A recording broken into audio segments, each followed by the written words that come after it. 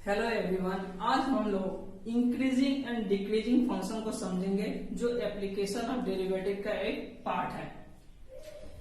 इस चैप्टर में हम लोग देखेंगे कब किसी फंक्शन को इंक्रीजिंग बोलेंगे, कब किस फंक्शन को डिक्रीजिंग बोलेंगे, उस इंक्रीजिंग डिक्रीजिंग फंक्शन को कैसे टेस्ट करेंगे कि वो फंक्शन इंक्रीजिंग है कि डिक्रीजिंग है, और उसको हम लोग कुछ एग्जाम्पल से भी समझेंगे कि प्रैक्टिकल मुझे उसका कॉन्सेप्ट बन जाए। तो देखिए, इंक्रीजिंग फंक्शन, मैं एक फंक्शन को इंक्रीजिंग कब कहूंगा? मान लीजिए मुझे ये एक्स एक्सिस है, ये एक्स एक्सिस है, ये वाई एक्सिस है।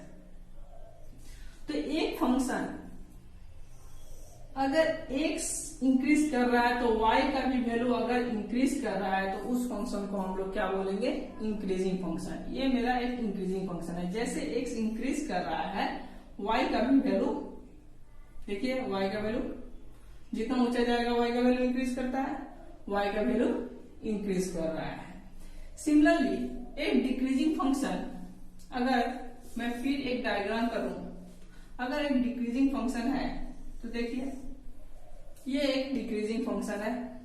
जैसे x का वैल्यू इंक्रीज कर रहा है, y का वैल्यू डिक्रीज कर रहा है। तो इंक्रीजिंग डिक्रीजिंग फंक्शन का कॉन्सेप्ट ये है। पर इसे मैथमेटिकली मैं कैसे बोलूंगा कि ये इंक्रीजिंग डिक्रीजिंग फंक्शन है? तो सिंपल सा, देखिए मुझे मैथमेटिकली बोलने के लिए मुझे एक इसका डोमेन में एक इंटरवल ले लेते हैं। मान लीजिए ये x इक्वल टू a है, ये x इक्वल टू b है। क्लियर? अब मुझे इसमें मैं दो पॉइंट लिया, यहां पर x1, यहां पर x2। तो यहां पर फंक्शन का कॉरस्पॉन्डिंग वैल्यू क्या होगा? f ऑफ x1 होगा, और यहां पर फंक्शन का कॉरस्पॉन्डिंग वैल्यू क्या होगा? f of x2। तो by definition in interval a b, A से बी में, अगर ए से बी में मैं अगर कोई दो पॉइंट उठा रहा हूं, x1 x2, कोई दो पॉइंट, कोई जरूरी नहीं है एक उठाऊंगा, यहां यहां यहां यहां यहां यहां, ए और बी भी ले सकता हूं। इस इंटरवल में अगर मैं कोई दो पॉइंट ले रहा हूं, कैसा पॉइंट? जहां पर x2 ग्रेटर है x1 से, x2 दिख ही रहा है, x2 x1 से ग्रेटर है। अगर इस कंडीशन के साथ ये कंडीशन फुलफिल हो, f ऑफ x2 फंक्शन का वैल्यू भी ग्रेटर हो फंक्शन के वैल्यू x1 से, तो मैं बोलूंगा ये फंक्शन क्या है? इंक्रीजिंग है। देखिए f of x2 f of x1 से ग्रेटर है, तो ये फंक्शन क्या होगा? इंक्रीजिंग फंक्शन कहलाएगा। ये मैथमेटिकली डिफिनेशन है। सिमिलरली डिक्रीजिंग फंक्शन में यहां पर मैं a इंटरवल लिया, ये b, इसमें कोई दो पॉइंट लिया, x1, यहाँ पर x2, कंडीशन वही रहेगा, x1 greater x2 always greater रहेगा x1 से। इस कंडीशन के साथ अगर फंक्शन का वैल्यू f ऑफ ये x1 है, ये f ऑफ x2 है, फंक्शन का value f of x2 less than हो f ऑफ x1, तो मैं बोलूंगा ये फंक्शन डिक्रीजिंग फंक्शन है। ये फंक्शन इंक्रीजिंग, चाहे इसको मैं स्ट्रिक्टली इंक्रीजिंग बोलूंगा या इसको मैं स्ट्रिक्टली डिक्रीजिंग फंक्शन बोलूंगा। Strictly monotonic increasing, strictly monotonic decreasing भी बोल सकते हैं। पर इसको अगर मोनोटोनिक इंक्रीजिंग या मोनोटोनिक डिक्रीजिंग करने के लिए ये कंडीशन में सिर्फ इक्वल टू लगा देंगे तो ये मोनोटोनिक इंक्रीजिंग या मोनोटोनिक डिक्रीजिंग हो जाएगा, स्ट्रिक्टली बात हट जाएगा। क्लियर है? तो ये था डिफिनेशन इंक्रीजिंग और डिक्रीजिंग फंक्शन का। इस रूल को यूज करके हम लोग किसी फंक्शन को इंक्रीजिंग है कि डिक्रीजिंग है जनरली टेस्ट नहीं करते हैं। हम लोग एप्लीकेशन ऑफ डेरिवेटिव में पढ़ रहे हैं, तो हम लोग डेरिवेटिव का यूज करते हैं इस फंक्शन को, कोई किसी भी फंक्शन को इंक्रीजिंग है या डिक्रीजिंग चेक करने के लिए। क्लियर? अब हम लोग समझेंगे कि कैसे किसी फंक्शन को डेरिवेटिव से इंक्रीजिंग बोल सकते हैं, किसी डेरिवेटिव से डिक्रीजिंग बोल सकते हैं। तो उसके लिए आप लोगों को दो चीज के बारे में नॉलेज होना जरूरी है, जो हम लोग क्लास 11 में पढ़ के आए हैं। dy बाई dx इक्वल होता है tan थीटा के बराबर। जहाँ थीटा क्या है, थीटा एक एंगल है जो एक लाइन चाहे tangent line positive direction of x axis के साथ बनाया है। जैसे इसको भी एम बोलते हैं ना। देखिए हम लोग जानते हैं कोऑर्डिनेट ज्योमेट्री, क्लास 11 में कोऑर्डिनेट ज्योमेट्री के कॉन्सेप्ट से स्लोप ऑफ एनी लाइन, मैं थोड़ा डायग्राम से इसको बता जा रहा हूं। ये लाइन है, ये इसका पॉजिटिव डायरेक्शन है, ये अगर थीटा एंगल बना रहा है तो इस लाइन का स्लोप क्या होगा, m इक्वल टू इस एंगल के tan को हम लोग बोलते हैं इस लाइन का स्लोप। अगर मान लीजिए मैं कर्व ऐसा बना दिया और इस पॉइंट पे यही लाइन टेंजेंट है, तो इस कर्व के इस पॉइंट पर स्लोप ऑफ द टेंजेंट हम लोग डिफरेंशिएबिलिटी में क्या बोलेंगे, कौन क्या चीज रिप्रेजेंट करता है, obviously dy by dx at that point represent करता है, यही ना। स्लोप ऑफ टेंजेंट, टेंजेंट क्या है, एक स्ट्रेट लाइन है। हम लोग कोऑर्डिनेट ज्योमेट्री के कॉन्सेप्ट से ये जानते हैं किसी लाइन का स्लोप ये होता है, अगर वो लाइन टेंजेंट हो तो इसका स्लोप यही होगा। और डिफरेंशिएबिलिटी, मैं डिफरेंशिएबिलिटी के वीडियो में बता चुका हूं कि डिफरेंशिएबिलिटी हम लोग को क्या क्या रिप्रेजेंट करता है। तो ये dy dx मुझे इस टेंजेंट लाइन का स्लोप रिप्रेजेंट करता है, तो मैं बोल सकता हूं dy by dx equal to tan theta होता है। क्लियर है।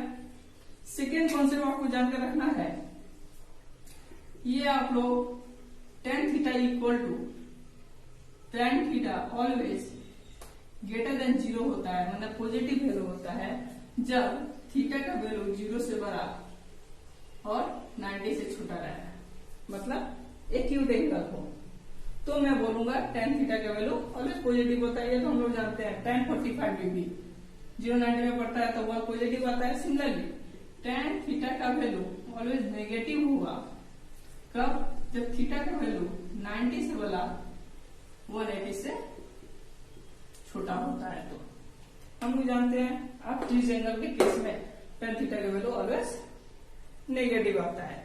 नेगेटिव को हम लोग कैसे रिप्रेजेंट करते हैं, लेस देन 0 से भी रिप्रेजेंट करते हैं। तो ये दो कॉन्सेप्ट से हम लोग समझेंगे कि डेरिवेटिव से हम लोग क्या से टेस्ट करते हैं कोई फंक्शन को इंक्रीजिंग और कोई फंक्शन को डिक्रीजिंग बोलते हैं। अभी मैं आप लोगों को एक डायग्राम बताया था कि ये फंक्शन इंक्रीजिंग फंक्शन है। यहाँ पर इंटरवल लिया a, इस इंटरवल लिया मैं b, ठीक है। इसको थोड़ा सा और अच्छा से ड्रॉ करें तो आप लोगों को और अच्छा से समझ में आएगा। अब a b में इस इंटरवल में आप कोई भी पॉइंट उठाइए, मैं मान लीजिए ये पॉइंट उठाया और इस पॉइंट पर टेंजेंट ड्रॉ कीजिए। इस पॉइंट पर मैं टेंजेंट जो ड्रॉ किया, ये जो positive direction of x axis के साथ ये टेंजेंट जो एंगल बनाया, इसको हम लोग कैसे लिखेंगे, dy by dx equal to tan theta.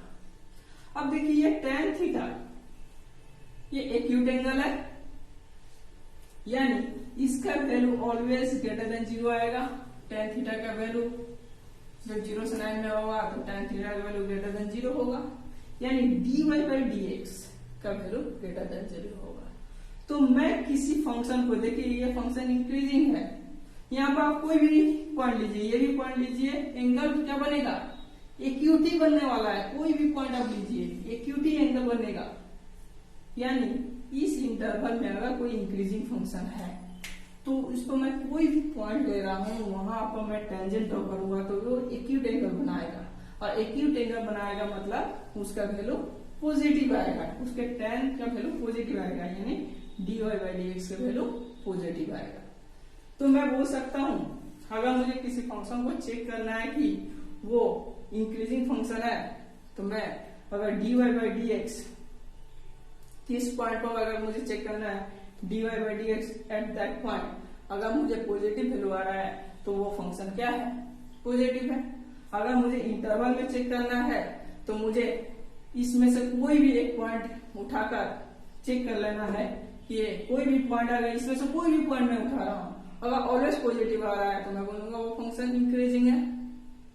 Similarly decreasing function के केस में क्या होगा, ये मेरा डिक्रीजिंग फंक्शन है।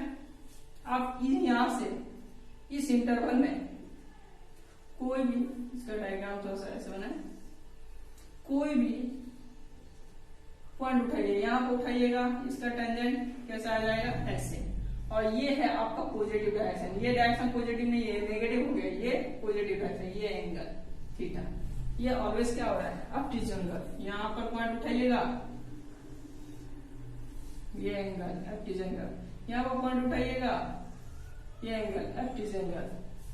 मतलब इस केस में dy by dx equal to tan theta, theta always एक्सट्यूज एंगल हो रहा है, इस रेंज में पड़ रहा है, तो इसका value always less than negative आएगा।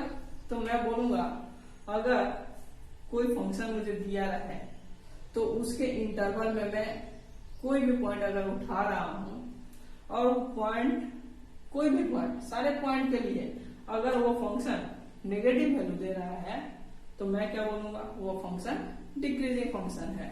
तो इस कंडीशन से हम लोग किसी फंक्शन को इंक्रीजिंग या डिक्रीजिंग फंक्शन चेक करते हैं। अब एक एग्जांपल से देख लीजिए, मैं एक फंक्शन ऐसे लिया, ये फंक्शन, ये कैसा फंक्शन है, इंक्रीजिंग फंक्शन है। मान लीजिए मैं एक इंटरवल लिया 0 से 1, ये x इक्वल टू 1 है। इस फंक्शन में ये फंक्शन इंक्रीजिंग है। ये फंक्शन कौन सा फंक्शन को रिप्रेजेंट कर रहा है, इधर भी ब्रांच है, ये function y equal to x square को रिप्रेजेंट कर रहा है ना, ये पैराबोला है ना, y equal to x square को रिप्रेजेंट कर रहा है। तो इसमें कोई भी पॉइंट उठाइए, इसका अगर मैं डिफरेंशिएशन करूं dy बाई dx, तो यहाँ पर 2x, इधर से इसके वैल्यू में कोई भी पॉजिटिव वैल्यू बैठाइएगा, इसका वैल्यू पॉजिटिव आएगा। इसका मतलब ये फंक्शन इस इंटरवल में इंक्रीजिंग है। सिमिलरली इस इंटरवल में डिक्रीजिंग आएगा। तो किसी फंक्शन को मुझे टेस्ट अगर करना है कि वो फंक्शन इंक्रीजिंग है कि डिक्रीजिंग है, तो पहला कंडीशन मुझे क्या दिखाना पड़ेगा, dy बाई dx अगर ग्रेटर देन 0 होगा उस इंटरवल में x, मान लीजिए मैं इंटरवल ए भी लिया, अगर इंटरवल दिया है जिस इंटरवल में क्वेश्चन में पूछेगा ग्रेटर देन 0, तो मैं बोलूंगा वो इंक्रीजिंग है। अगर dy by dx less than 0 आया तो मैं बोलूंगा इस इंटरवल में वो डिक्रीजिंग है। अगर dy बाई dx 0 आ गया तब क्या बोलूंगा, ये फंक्शन नाइदर इंक्रीजिंग और डिक्रीजिंग, ये फंक्शन ना तो नाइदर है इंक्रीजिंग है ना डिक्रीजिंग है। जैसे एग्जांपल से समझिए, मान लीजिए मैं एक्स वाई ड्रॉ किया, ये कांस्टेंट फंक्शन है y equal to b, y equal to b है कांस्टेंट फंक्शन, इसका डिफरेंशिएशन करेंगे तो dy by dx equal to 0। अगर dy बाई dx 0 आ गया, ये कांस्टेंट फंक्शन, ये इंक्रीजिंग फंक्शन है, दिख रहा है कई बार, x बढ़ने के साथ साथ इसका वैल्यू तो कांस्टेंट ही है, ना तो इंक्रीज नहीं कर रहा है ना डिक्रीज कर रहा है, तो ये neither increasing not decreasing function है। और एक कंडीशन होता है, एक फंक्शन को मैं नाइदर इंक्रीजिंग और नॉट डिक्रीजिंग बोलूंगा जब, इसको एग्जांपल से समझते हैं। मान लीजिए मैं ये पूरा फंक्शन लिया पैराबोला का, मैं यहाँ इंटरवल लिया -1 और ये 1, x इक्वल टू -1 से 1। अब मुझे ये पैराबोला का इक्वेशन एक्स स्क्वायर है, ठीक है। अब इस फंक्शन को मुझे इंटरवल क्या दिया है, -1 से 1 में चेक करना है कि ये फंक्शन इंक्रीजिंग है कि डिक्रीजिंग है, कि नाइदर इंक्रीजिंग और डिक्रीजिंग है। क्लियर है। अब देखिए मैं इसका डिफरेंशिएशन करूंगा, मुझे डेरिवेटिव से मुझे पता करना है कि ये इंक्रीजिंग होगा कि डिक्रीजिंग होगा। ये आ गया मेरा 2x। अब देखिए मैं अगर 0 से 1 में कोई वैल्यू को बैठा रहा हूं तो ये आ रहा है पॉजिटिव, यानी ग्रेटर देन 0 बोल दें, और 0 से 1 में। पर अगर मैं 0 से -1 में अगर कोई भी पॉइंट उठाऊं तो 0 से -1 में माइनस वैल्यू बैठाऊंगा तो dy/dx क्या आएगा, लेस देन इज नेगेटिव ही आएगा फॉर 0 से -1 के केस में। सॉरी, इस तरह नहीं, -1 से 0 छोटा नेगेटिव आएगा।